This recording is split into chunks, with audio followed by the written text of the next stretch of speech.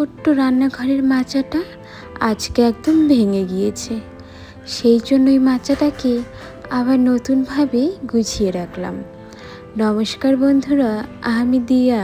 আমার একটি নতুন ভিডিওতে তোমাদের সবাইকে জানাই অনেক অনেক স্বাগত। কেমন আছো সবাই? কমেন্টে জানাতে একদমই ভুলো না। সকালে রান্নাবাড়ি সেরে ভেবেছিলাম আগে রান্নাঘরটাই পরিষ্কার করব।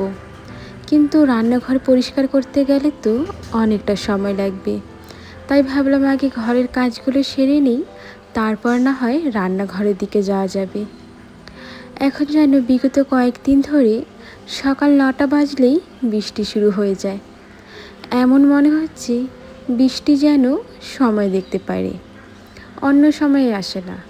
যেই 9টা বাজলো অমনি ঝুমঝুমিয়ে বৃষ্টি শুরু। এদিকে বৃষ্টি পড়ছে, তার মধ্যেই ঘরে চলে এলাম ঘরটা মোছার জন্য। আজকে যেহেতু বেশিরভাগ সময়টা আমাকে রান্নাঘরেই কাটাতে হবে, আমি কিন্তু ঘরে বেশি একটা কাজ রাখিনি। যেমন আজকে কোনো ডাস্টিংয়ের কাজ করব না বা অন্য কিছু। এমনকি আমি কাপড় চোপড়ও ধোবো না। আসলে বাইরে তো বৃষ্টি পড়ছে, আর কালকেরও অনেকগুলো ভেজা কাপড় রয়েছে, সেগুলোই এখনও পর্যন্ত শুকায়নি। সেই জন্য ভেবেছি এক্সট্রা করে কাপড় চোপড় ধুয়ে দেওয়ার কোনো মানেই হয় না। ঘরটা তো মোছা হয়ে গেছে, সিঁড়িটা ধুয়ে দিব। তখন দেখছি শাশুড়িমা কাজে যাওয়ার আগে অনেকগুলো বাসন ধুয়ে রেখেছেন। এমনিতে আমিই ধুই, আবার মাঝে মাঝে উনিও ধুয়ে রেখে যান। দেখো, সংসারটা তো সবারই, দায়িত্বও সবার। যখন যে পারে সে কাজ করে। এমন কোনো ব্যাপার নেই যে পার্টিকুলার ব্যাপার যে তোমাকে এই কাজটা করতে হবে আর আমি এটা করব। যার হাতের সামনে যেই কাজটা থাকে সে কিন্তু সেটাই করে। এখানে আমাদের তেমন কোনো অসুবিধে হয় না। সবগুলো বাসনে জল ঝরে গিয়েছে, সেই জন্য ভাবলাম বাসনগুলো ঘরে নিয়ে গিয়ে রেখে একবারে তাকটার মধ্যে, মানে বাসন রাখার একের মধ্যে বাসনগুলো না হয় গুছিয়েই রেখে দিই। আমি যতক্ষণে বাসনগুলো গুছিয়ে নিচ্ছি, চলো তোমরা যে আমার আগের ভিডিওতে সুন্দর সুন্দর কমেন্ট করেছিলে সেই কমেন্টগুলো পড়ে নিই। শিকতার লাইফস্টাইল থেকে বলেছো খুব ভালো লাগলো ভিডিওটা, লাইক দিয়ে পুরোটা দেখে নিলাম দিভাই, নিউ ফ্রেন্ড হলাম। ধন্যবাদ গো দিদিভাই, ভালোবাসা রইল। সুদীপ্তা দিদিভাই বলেছো খুব সুন্দর ভিডিওটা, গান খুব ভালো লাগলো। আজকের ভিডিওটা একদমই অন্যরকম। আসলে প্রত্যেক দিন তো ঘরের কাজকর্মই দেখাই, আজকে ভেবেছিলাম একটু ঘরটা কেমন দেখতে সেটা দেখাই। তেমন একটা ভিডিও করতে পারিনি আগের দিন, জানি। তো চলো, আরও বলেছো তোমার ছোট্ট ঘর আমার খুব ভালো লেগেছে, সাজিয়ে গুজিয়ে রেখেছো। শরীর ভালো হয়নি গো, আমার এই কাশিটা অনেক দিন থাকে। ভালো থেকো, সুস্থ থেকো। পুরো ভিডিওটা দেখে নিয়েছি বোন। এখন আমার সুস্থ থাকার কথা নয় দিদি ভাই, আমি তো ভালো আছি। ভালো থাকতে হবে তোমাকে, তোমাকে নিজের খেয়াল রাখতে হবে, তাই না? রাজশ্রী দিদিভাই বলেছ হ্যাঁ গো বোন, ভালো পরিষ্কার হয়, আর তোমার হাতেও লাগবে না। আমরা বাথরুমের স্টিলের জন্য, টাইলসের জন্য, ঘষার জন্য আনি, বাট ধার, তাই তোমায় বললাম। আর খুব ভালো হয়েছে বোন। ধন্যবাদ গো দিদিভাই, তুমি যে আমাকে সাজেশন করেছো সেটাও কিন্তু আমার ভীষণ ভালো লেগেছে। আর বাবু কেমন আছে? অনেক দিন হলো বাবুর কথা তার বলাও হয় না। রিয়াঙ্কার লাইফস্টাইল থেকে বলেছো খুব সুন্দর ভিডিও। ধন্যবাদ গো দিদিভাই। পিয়ালির লাইফ স্টোরি থেকে বলেছো খুব সুন্দর লাগলো ভিডিওটা। ধন্যবাদ দিদিভাই, ভালোবাসা রইল। তোমাদের সাথে আমি যতক্ষণ গল্প করলাম, মানে তোমাদের কমেন্টগুলো পড়লাম, ততক্ষণেই কিন্তু আমি চলে এসেছি রান্নাঘরে। তাকের ওপর, মানে আমার যেই ঘরে মাচাটা আছে তার উপরেই কিন্তু আমি রান্নার সব জিনিস, কৌটো, হাঁড়ি সব কিছু রাখি। আমি কদিন আগেই দেখেছিলাম যে এই ঘরটার ইটগুলো এলোমেলো হয়ে গেছে, মানে মাচার ইটগুলো। এই মাচাটা ইটের ওপরেই ভর করে কিন্তু আছে। আমরা কোনো খুঁটি বা কোনো কিছুর সাহায্যে কিন্তু এটা বানাতে পারিনি, যেহেতু আমাদের রান্নাঘরের নিচটা পাকা।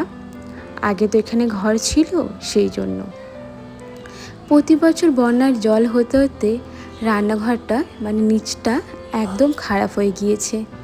আমরা সবসময় জুতো পরে চলাচল করি, না হলে কিন্তু পায়ে ময়লা লেগে যেতে পারে। মানে বালি লাগবে সেটা ব্যাপার নয়, প্রবলেম হলো অনেক রকম পোকামাকড় আছে, সেগুলো যদি তোমার পায়ে লেগে যায় অনেক কিছুই হয়ে যেতে পারে। আমি কিন্তু সবগুলো জিনিস নিচে নামিয়ে নিয়েছি, আর তাকটাকেও নিচে নামিয়ে নিয়েছি। তাকটাকে ভালো মতো করে পরিষ্কার করে নিব। এই তাকটার উপরে আগে একটা কাগজ দিয়েছিলাম।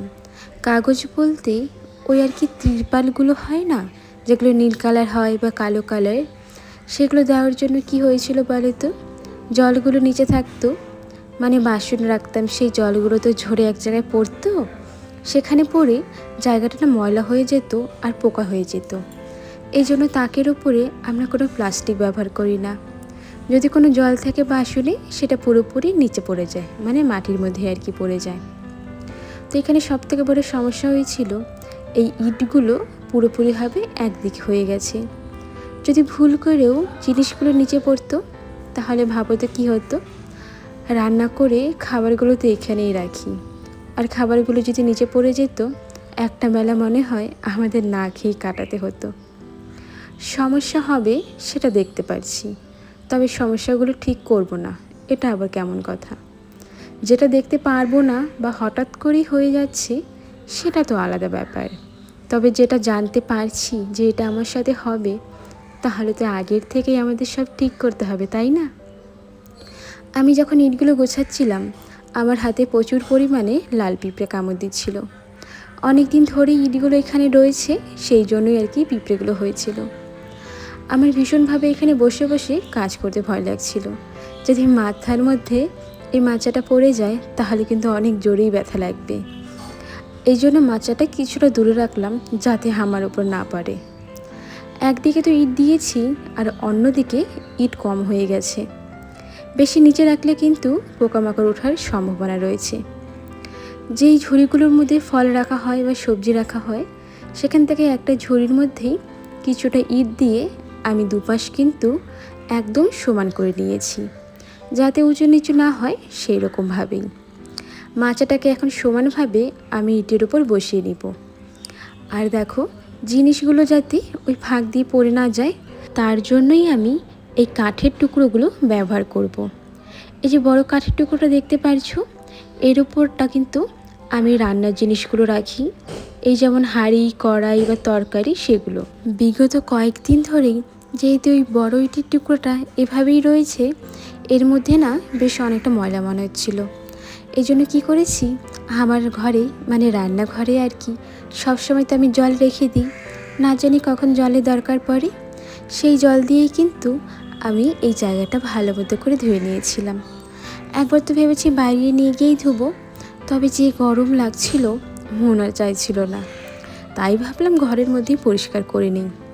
জলগুলো নিচে পড়লেও আমাদের তো তেমন কোনো সমস্যা হবে না, নিচে তো মাটিই রয়েছে। আমি কিন্তু একটা শুকনো কাপড় দিয়ে কাঠটাকে ভালো মতো করে মুছে নিয়েছিলাম। এই কাঠটার উপরেই কিন্তু আমি জলের জারকিনের পাশাপাশি অনেকবারই বললাম ওই রান্নার জিনিসগুলো গুছিয়ে রাখবো। দেখে কিন্তু মনে হচ্ছে কাজগুলো কত তাড়াতাড়ি আর সহজভাবে হয়ে গিয়েছিল। এই কাজগুলো করতে গিয়ে আমার মিনিমাম 2 ঘন্টার বেশি সময় লেগেছিল। দেখতে যতটা সহজ মনে হয় সেই কাজটা করতেই কিন্তু ততটা কষ্ট হয়। আমরা যারা ভিডিও বানাই বা ছোট্ট ছোট্ট কন্টেন্ট ক্রিয়েটার, তারা এই কষ্টটা খুব ভালো করে বুঝতে পারবে। সারাদিন কষ্ট করার পর মানে ভিডিও বানানোর পর সুন্দর করে এডিটিং করার পর যখন দেখি ভিডিওতে ভিউজ আসেনি, তখন মনটা কিন্তু একদম ভেঙে যায়। সারাদিনের যে ক্লান্তি থাকে, একটা ভিউজ দেখার পর তো মনটা ভালো হয়ে যায়। মন ভালো হবে কি, উল্টে আরও খারাপ হয়ে যায়। তবে কিছু করার নেই, পরের দিন সকালে আবার হাসি মুখে ঘুম থেকে উঠে কাজগুলো একইভাবে শুরু করি। আবার একইভাবে রুটিন, ভিডিও বানানো, ভিডিও এডিট করা আর 2-1টা কমেন্টের রিপ্লাই দেওয়া। জানি না কার কতটা আমার এই ভিডিওগুলো ভালো লাগে। আসলে অনেকের ভিডিওতে লক্ষ্য করি অনেক সুন্দর সুন্দর জিনিস, সাজানো রান্নাঘর, সাজানো সব কিছু। সেই সাজানো জিনিসের মাঝে আমার এই ভাঙা রান্নাঘরের ভিডিওটা কোথায় যেন হারিয়ে যাবে, এটা কিন্তু খুব ভালো করেই জানি। তবু অনেক কষ্ট করেই মনে অনেক আশা নিয়ে ভিডিওগুলো বানাই। যদি কখনো কারো ভালো লাগে, সেই মানুষটা দেখবে, কোনো একটা কমেন্ট করবে, সেই অপেক্ষায় সারাদিন বসে থাকা। সবজির ঝুড়িটার মধ্যে না অনেকগুলো খোসা হয়েছিল। সকালে যখন রান্না করছিলাম ভেবেছিলাম পরিষ্কার করব। তবে আরও একবার মনে হয়েছিল আমি তো দুপুরের দিকেই সব কিছু পরিষ্কার করব, তাহলে এত সকাল সকাল তাড়াহুড়ো করে লাভ নেই। সেই জন্য আর কি সকালেই করাই হয়নি। অনেক দিন ধরে ভাবছি তোমাদের সাথে কিন্তু সকালবেলার ডেলি ব্লগটা শেয়ার করছি না। আগামীকাল থেকেই আমি চেষ্টা করব সকালে ঘুম থেকে ওঠার, আর সকালে যে কাজকর্ম করছি তোমাদের সাথে সেগুলো শেয়ার করব। আর আমার ঘরে মানে আমার রান্নাঘরে আর কি অনেক কিন্তু কম জিনিস আছে, মানে কৌটোকৌটির কথা বলছি। যেহেতু রাখার জায়গা একদম কম, আমরা কিন্তু বেশি একটা জিনিস কিনি না। যখন রাখার জায়গা হবে, ইচ্ছে আছে রান্নাঘরে অনেক জিনিস কেনার। আমি কিন্তু রান্নাঘরে কিছু কিছু জিনিস দেওয়ালে টানিয়ে রাখি। ওই যে কড়াই, তারপর আটা ছাকার চালনি, সেসব আর কি। এইদিকে যে মাচাটা খারাপ হয়েছিল সেটা কিন্তু এখন পুরোপুরিভাবে আমি গুছিয়ে নিয়েছি। খালি বাকি ছিল গ্যাস মোছার। তো ভাবলাম এক ধাপেই গ্যাসটাও মুছে নিই, তাহলে তো সবগুলো কাজ কমপ্লিট হয়ে যাবে। তারপর যাব বাইরের দিকে, বাইরে তো টুকিটাকি কিছু কাজ আছে, সেগুলো সেরে নিব। আজকের ভিডিওটা কিন্তু অন্য দিনের থেকে অনেকটাই বড় হয়ে গিয়েছে। জানি না কেমন লাগবে তোমাদের। আর পুরো ভিডিওর সাথে যারা জুড়ে থাকবে তারা কিন্তু অবশ্যই সুন্দর একটা কমেন্ট করে দিও, যাতে পরের দিন আমি আরও একটা ভালো ভিডিও নিয়ে আসতে পারি। আমি যেন যখন গ্যাসটা মুছছিলাম আমি একেবারেই ভুলে গিয়েছি যে গ্যাসের পেছন দিকেও মুছতে হবে, আর সেই দিকেও ফ্যানাটা লেগেছিল। পুরো ভিডিওটা বানানোর পরে আমার হঠাৎ করে মনে হলো আমি তো এই দিকটা মুছিইনি। তারপর অফ ক্যামেরায় আবার গ্যাসটাকে মুছেছিলাম। এখন অনেকেই মনে করতে পারেও আমি রান্নাঘরে এই ঝাঁটাটা দিয়ে কেন ঝাড়ু দিচ্ছি, এটা তো উঠোন ঝাড়ু দেওয়ার। এখন তো রান্নাঘরটা পুরো কাদা কাদা ভাব হয়ে আছে, যদি ভালো ঝাড়ু দিয়ে ঝাড়ু দিই না, তাহলে সেই ঝাড়ুটাই নষ্ট হয়ে যাবে। সেই জন্যই আর কি উঠোন ঝাড়ু দেওয়া ঝাড়ু দিয়েই ঘরটা ঝাড়ু দিয়ে নিলাম। এই ময়লাগুলো কিন্তু ড্রেনে ফেলে দিব। আমাদের ঘরের পেছনে কিন্তু পুরো হাই ড্রেন রয়েছে, সেটা কিন্তু বিশাল বড়। আমাদের নোংরা ফেলার কোনো অসুবিধা হয় না, সেখানেই ফেলে দিই। আর বন্যা তো কদিন পর পর হতেই থাকে, সেখানেই কিন্তু সব কিছু ভেসেই চলে যায়। ফাইনালি কিন্তু আমার রান্নাঘরটা পুরোপুরিভাবে গোছানো হয়ে গেছে। গ্যাস মোছার থেকে শুরু করে আশেপাশে কিন্তু যত জিনিসগুলো গুছিয়েছিলাম, চলো সেগুলো তোমরা দেখে নাও। আজকের ভিডিওটা আর বেশি বড় করছি না বন্ধুরা, এখানেই শেষ করব। তোমাদের সাথে দেখা হবে নতুন ভিডিওতে, নতুন গল্পের সাথে। আর হ্যাঁ, আমাকে কিন্তু একদম ভুলে যেও না।